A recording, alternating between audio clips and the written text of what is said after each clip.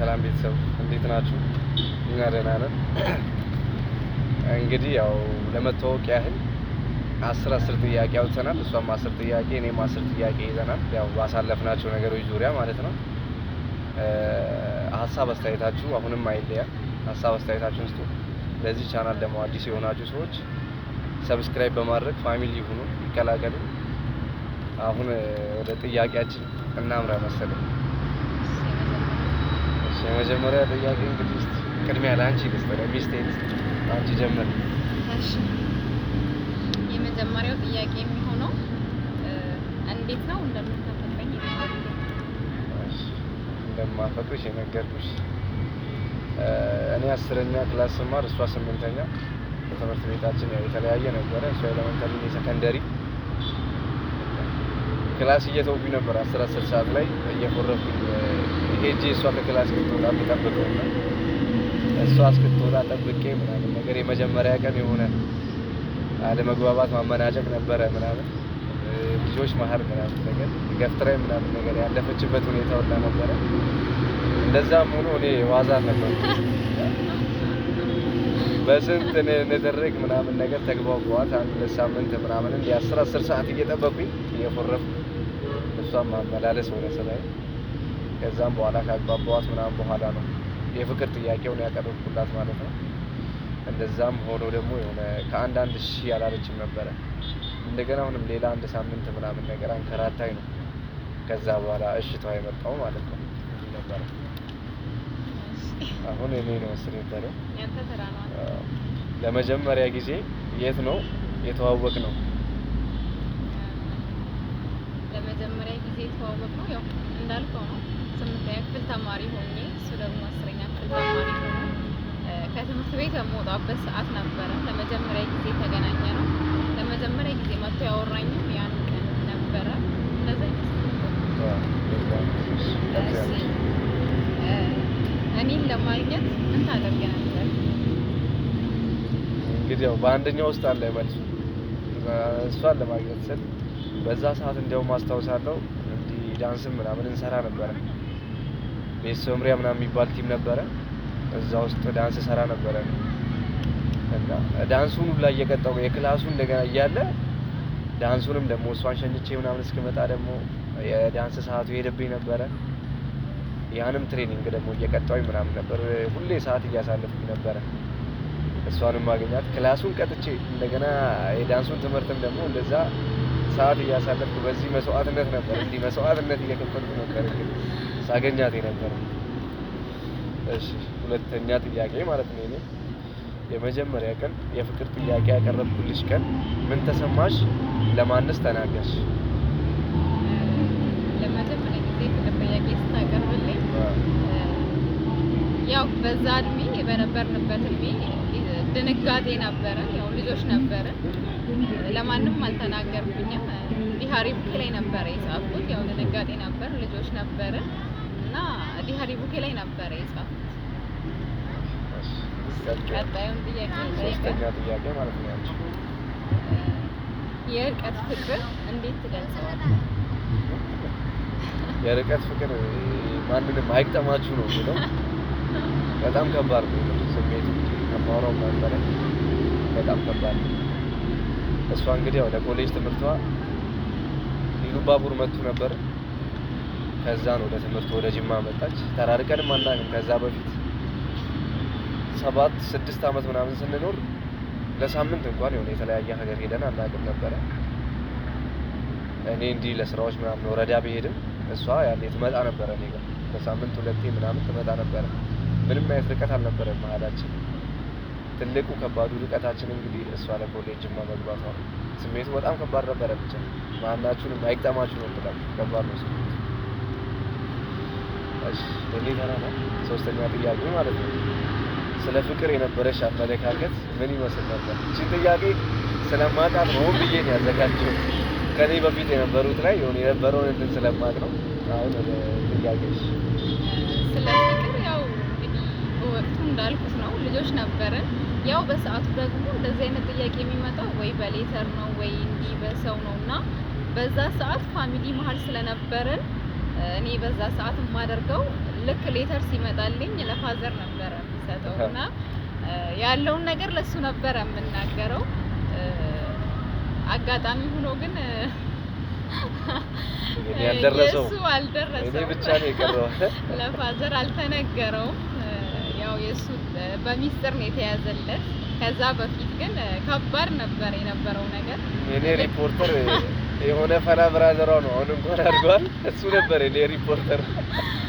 እንግዲህ እኔ ብደብቅም እሱ ይናገርበት ነበርና እንደዛ ይመስል ነበር። እሺ ቀጣዩን ልጠይቅህ። አብረን ከሆንባቸው ጊዜያቶች ከባዱ ጊዜ የምትለው የትኛው ጊዜ ነው? ያው እንግዲህ አብረሽ ስትኖሪ ብዙ የሆነ ከባድ የሆነ ደስ የሚሉ ቀናቶች እንዳሉ ሁሉ የሚከብዱ ጊዜያትም ደግሞ ይኖራሉ። ያው አብረሽ ስትኖሪ ያው የሆነ እንደዛ ረጅም ዓመት ደግሞ ስትኖሪ ፈተናዎች ይኖራሉ። ግን ከሁሉም በጣም ከባዱ ለኔ እንዳልኩት የርቀቱ ነው። ርቀትን ከዛ በፊት የሆነ አልቀመስነውም፣ አላየነውም፣ ተራርቀንም አናውቅም። የርቀቱ ጊዜ ለኔ የሆነ በጣም ከባዱ ጊዜ ነበር። እኔ ነኝ አሁን ተረኛ። አራተኛ ጥያቄ፣ ለመጀመሪያ ጊዜ የሰጠሁሽ ስጦታ ምን ነበር? ለመጀመሪያ ጊዜ ሚሞሪ አስታውሰዋለሁ፣ በደንብ ነው የማስታውሰው። ልደቴ ነበረ አስታውሳለሁኝ። ቤት ነበር ያከበርኩት እንደውም ልደቴን እና አንተ በማግስቱ ነበር ያገኘኸኝ እና በማግስቱ ተገናኝተን የፎቶ ፍሬም በኔ ፎቶ የኔ ፎቶ ራሱ በፎቶ ፍሬም አድርጎ ነበረ የሰጠኝ። በዚህ አጋጣሚ ቤተሰቦቼንም እሱንም ማመስገን እፈልጋለሁ። ልደቴ ሞቅ ተደርጎ ነው የሚከበረው እና እስከዛሬ ድረስ በጣም ማመስገን እፈልጋለሁ። ያንቺ ልደት ያው ለየት የሚያደርገው 2 ቀን ነው። 25ቱን ፋሚሊ ጋር ታከብራለች። ያን ቀን ወጣኔ ነታገኘኛ። እኔ ደግሞ በ26 ነበር የማከብረው 25ቱን እድል ስለማላገኝ ማለት ነው። በፊት ፋሚሊ ነው የሚያከብርላት እሱ ነው ቤት። በ26 ደግሞ እኔ ጋር ነበር ልደቷ የሚከበረው። እሺ አምስተኛ ጥያቄ ላይ ደርሰናል። ባሳለፍናቸው የፍቅር ጊዜያቶች እማትረሺው በጣም ደስ ያለሽ ቀን የቱ ቀን ነው? የሚገርም ነው።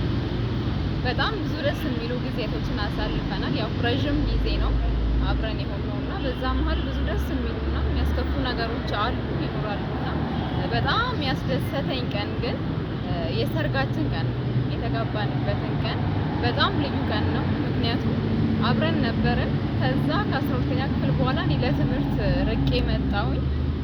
ያ ሁሉ ቻሌንጅ ደግሞ አልፎ ድጋሚ የልጅነት ፍቅሬን በማግባቴ ያን ቀን የተሰማኝ ደስታ ለየት ይል ነበረና የሰርጋችንን ቀን አልረሳው። ደስ የሚል ቀን ነበረ። ልዩ ቀን ነበረ። ጓጉተንም ስንጠብቀው የነበረ ቀን ነበረ። የኔ ተራ ነው አይደለ? እሺ አብረን ካሳለፍናቸው ጊዜያቶች እማትረሳው ገጠመኝ የቱ ገጠመኝ ነበር? ይሄን ገጠመኝ ሁሌ ነው የማስበው ይመስለኛል። የዛሬ 7 ዓመት አካባቢ ነውና ቢሻሪ የሚባል ቦታ ወስጄ ላዝናናት ብዬ አለ የሆነ መዝናኛ ቢሽ ምናምን ያለው ማለት ነው። መቱን የምታውቋት የሆነ የመቱ ነዋሪዎች ቦታውን ልታውቁት ትችላላችሁ። ቢሻሪ መዝናኛ አዲስ ነበር ያለ እና ኪሴ ውስጥ የነበረው 50 ብር ብቻ ነበረ። 50 ብር ነበረ። መግቢያ 5 ብር ነበረ። ኢንትራንሷን ምናምን ቆረጥኩኝ። በሷ ገብተን ከዛ ባጃጅ ሹፌር ደግሞ ያመጣን የሰፈር ጀለሴ ነበረ እና ከዚህ በፊትም ምናምን ሲወስደን ስንፈልግ በክሬዲት ምናምን ነው የሚያመጣን። ችግር የለውም ካለ ይሰጠዋለሁ፣ ከሌለኝ ደግሞ ያው ኖርማል ነው በቃ አብሶኝ ይመለሳል። በነጋታው ወይ በቀጣዩ ቀን ሰጠዋለሁ እና ያን ቀን ምን ይሆናል በጣም አመሸን። እዛ ሳናስበው አይደለ? እዛ እያለን ሁሉም ሰው ወጥቶ 12 ሰዓት ሲል ሰው ሁሉ ይወጣል። ግቢውም ስለሚዘጋ ማለት ነው እስከ 12 ሰዓት ነው እና እኛ እዛ ውስጥ ቀረን። አጋጣሚ ጎጆ ውስጥ ነበርን። እያወጡ ያሉትን ዘበኞች ምናምን አላዩንም። እኛም ደግሞ እነሱን አላየንም። ሰዓቱን ደግሞ እንዲመሄዱን አላወቅንም። አጋጣሚ ሆኖ እንደዛ 1 ሰዓት ከምናምን አካባቢ ዶፍ የሆነ ዝናብ ዘነበ ማለት ነው። ዶፍ የሆነ ዝናብ እንዳልኩት 50 ብር ነበረ ኪሴ ውስጥ። በ10 ብር ሁለታችን ኢንትራንስ ገብተናል። ኪሴ ውስጥ የቀረው 40 ብር ነው። በ40 ብር ደግሞ ካለንበት ያውም ደግሞ አንድ ሰዓት ከምናምን ባጃጅ ኮንትራት ጠርቶ መሄድ በጣም ከባድ ነው። አይወስዱም፣ ማንም ሰው አይወስድም በዛ ብር ማለት ነው። ሩቅም ስለሆነ ማለት ነው። እና ያመጣኝ ልጅ ብደውል ስልኩ በተአምር አይሰራም። ስልኩ ዘግቷል። ዶፍ ዝናብ እየዘነበ ነው። እንደገና ግቢው ሁሉ ተዘግቷል። ምንድነው ማድረግ ያለብኝ በዚህ ሰዓት? ያውም ደግሞ ከአስፋልት በጣም ገባ ይላል። በቃ እሱ ስልክ አይሰራም ምናምን ብዬ ሌላ ሰው ጋር ከመኮርክ ያው ብር ምናምን አልያዝኩም። 40 ነች እሷ ደግሞ አታደርሰንም። እስከ አስፋልቱ በእግር እንሂድ በቃ እሷ ምናምን እንውጣ በቃ በእግር ሄደን እንፈልግ ባጃጅ ምናምን አለች። እስከ አስፋልቱ ወጣ እንደምንም በስብሰን ምናምን ማለት ነው። በስብስ ብለን እንዳለ እና ባጃጁ ወደ አስፋልት ስንወጣ አንድ ባጃጅ የለም ማለት ነው። አንድ ባጃጅ ለስሙ እና አንድ ባጃጅ የለም።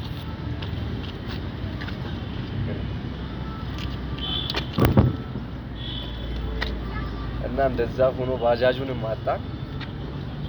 በዚሁ ምክንያት እንግዲህ ከቢሻሪ ከሚባለው ቦታ እስከ ቤታችን በእግር በስብሰን ጭቃ ነው ምናምን ነገር ሱሪያችን እንዳለ በጭቃ ተበላሽቶ ምናምን እንደዛ ሆነን የገባንበትን አጋጣሚ አረሰው።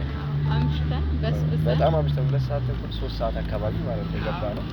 እሷን አጋጣሚ አረሳት። እሺ አንቺ ተራ ነው መሰለኝ። አረ ያንተ ነው ተጠቅመው። እሺ 6ኛ ጥያቄ ላይ ደርሰናል። ስትኖሪ የምትጠይውና የምትፈሪው ነገር ምንድነው? ስኖር የምጠላው ነገር ውሸት ነው። ውሸት ደስ አይለኝም፣ በጣም ነው የምጠላው። ያው ሰው ሲኖር ይሳሳታል፣ ግን ስህተትን ያው በግልጽ ተናግሮ ሶሪ ማለት ይሻላል በውሸት ሌላ ስህተት ከመስራት። ውሸትን በጣም ነው የምጠላው። በጣም የምፈራው ነገር ደግሞ በዙሪያዬ ያሉ ሰዎች የሆነ ነገር ሆኖ ማየትን በጣም ነው የምፈራውና የማልፈልገውም ነገር ነው።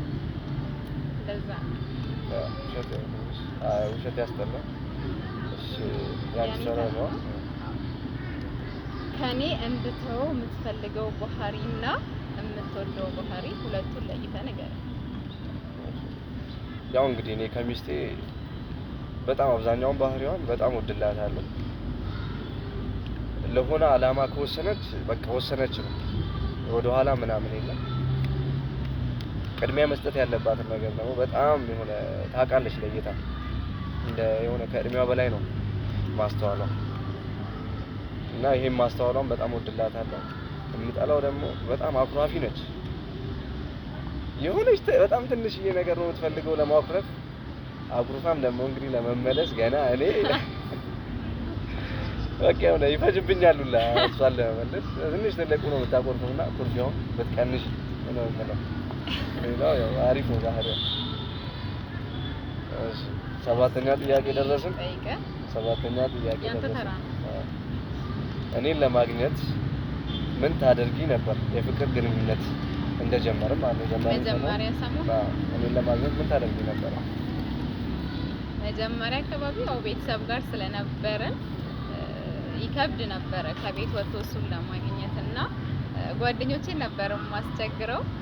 የምናደርግ ነበር ጓደኞቼን እጣራቸውና ልክ ከነሱ ጋር የሆነ ፕሮግራም ያለኝ ነገር አስመስለን ከቤት ይዘው የሚወጡና ያው እነሱ ወደ ጉዳያቸው ይሄዳሉ፣ እኔ ደግሞ ወደ አንተ መጣ ነበረ። ከራሴም አልፌ ሰው አስቸግር ነበረ ማለት ነው። በዛ መልክ ነበር የማገኘው።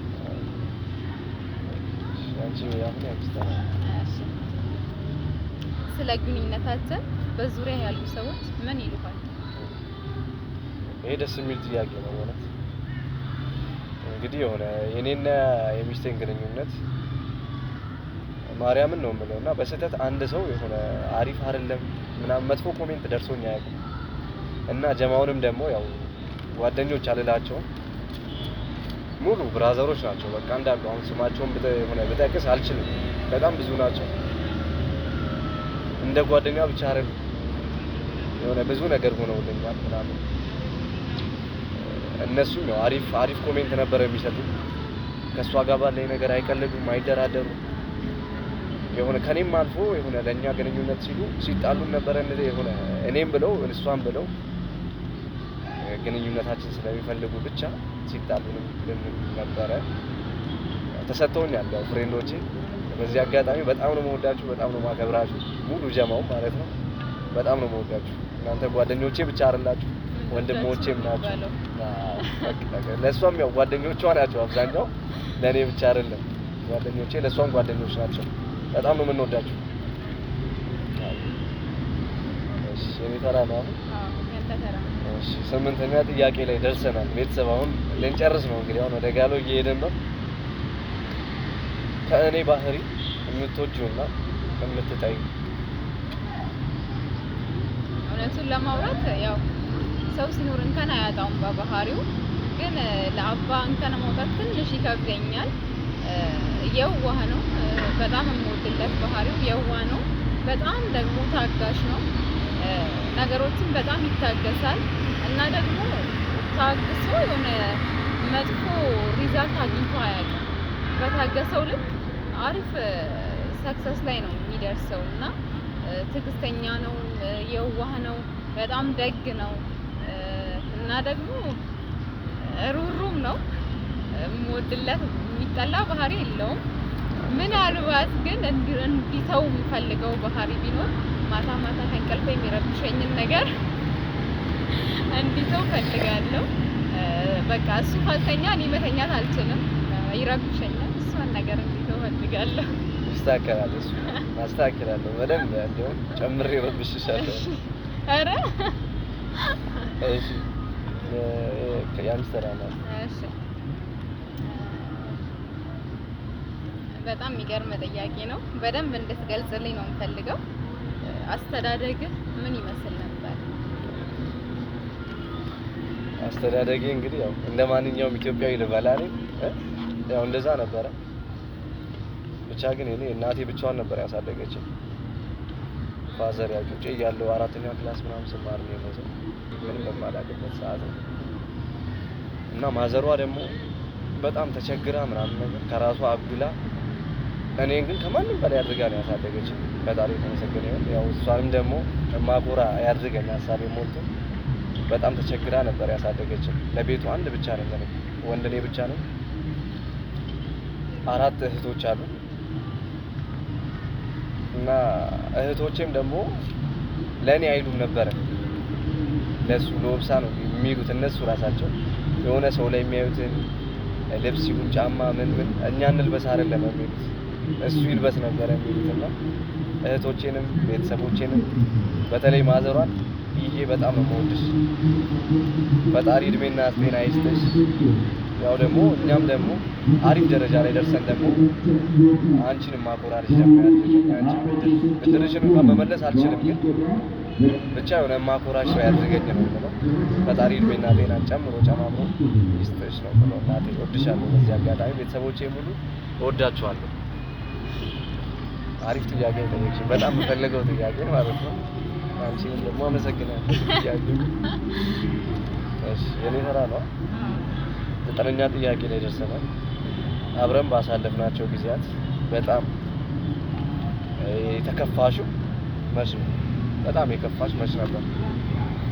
በጣም የከፋኝ ልክ 12ኛ ክፍል ጨርሼ ወደዚህ ስመጣ ቤተሰቤንም አባንም ጥዬ ለብቻዬ ለትምህርት ስመጣ በጣም ነበር የከፋኝ። ስሜቱ ያስጠላ። ያኔ ነበረ በቃ በጣም የከፋኝ። ከነሱ ተለይቼ እዚህ ስመጣ ከባድ ነበረ ስሜቱ።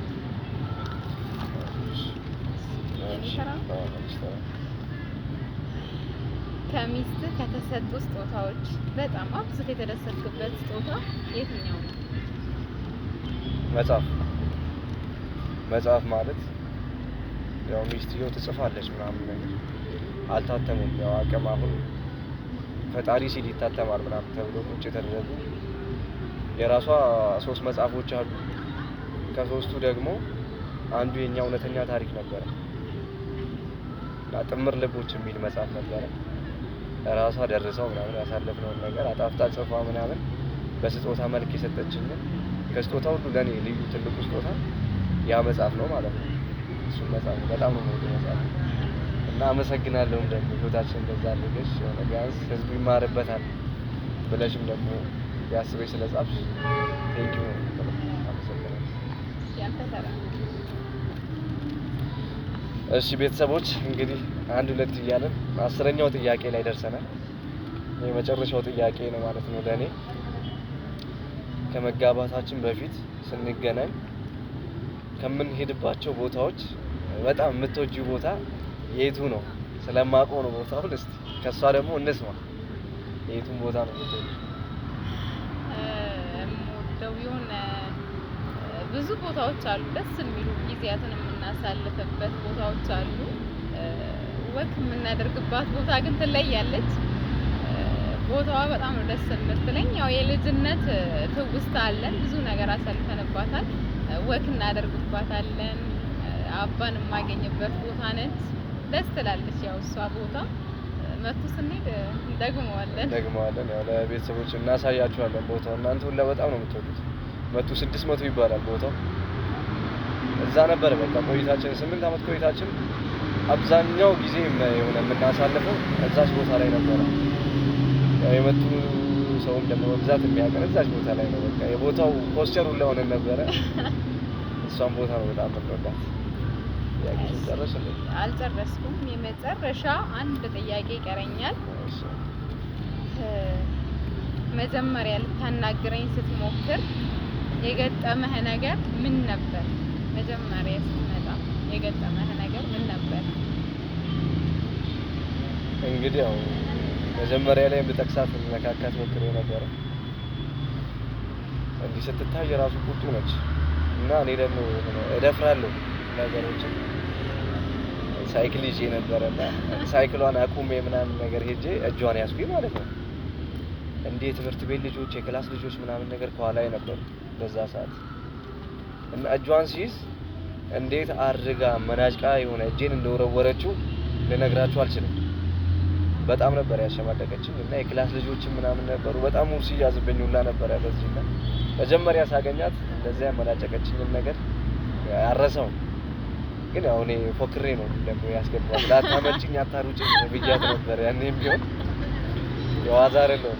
ያን ነገር ያን ሁላ አልፌ ፈጣሪ የተመሰገነ ነው። እንግዲህ ዛሬ ደርሰናል አለን። ዛሬ ቢሆን አንድ ብለን ከዛ ጀምረን ዛሬ 9 አመት ሆኖናል። ፈጣሪ የተመሰገነ ነው። አብረን ደግሞ ምንጃጅ ጥንዶች ያድርገን።